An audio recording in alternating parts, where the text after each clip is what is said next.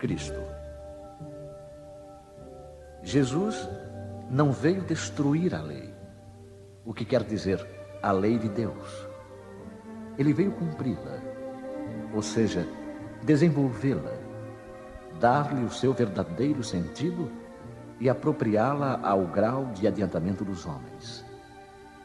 Eis porque encontramos nessa lei o princípio dos deveres para com Deus e para com o próximo, que constitui a base de sua doutrina. Quanto às leis de Moisés propriamente ditas, ele, pelo contrário, as modificou profundamente no fundo e na forma.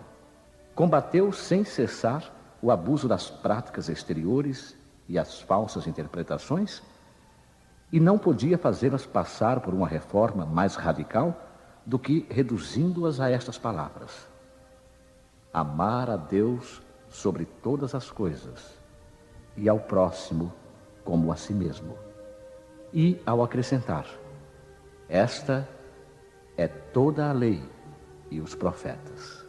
Por estas palavras, o céu e a terra não passarão enquanto não se cumprir até o último J. Jesus quis dizer que era necessário que a lei de Deus fosse cumprida, ou seja, que fosse praticada em toda a terra, em toda a sua pureza, com todos os seus desenvolvimentos e todas as suas consequências.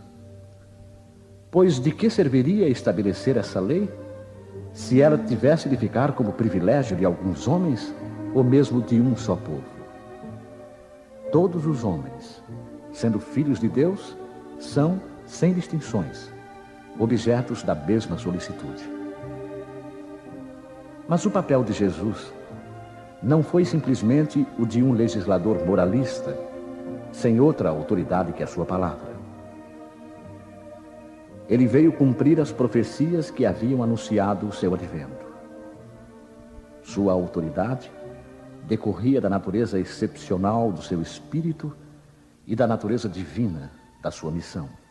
Ele veio ensinar aos homens que a verdadeira vida não está na terra, mas no reino dos céus. Ensinar-lhes o caminho que os conduz até lá, os meios de se reconciliarem com Deus e os advertir sobre a marcha das coisas futuras para o cumprimento dos destinos humanos.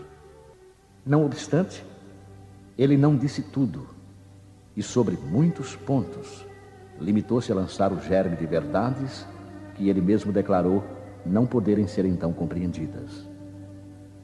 Falou de tudo, mas em termos mais ou menos claros, de maneira que, para entender o sentido oculto de certas palavras, era preciso que novas ideias e novos conhecimentos viessem dar-nos a chave.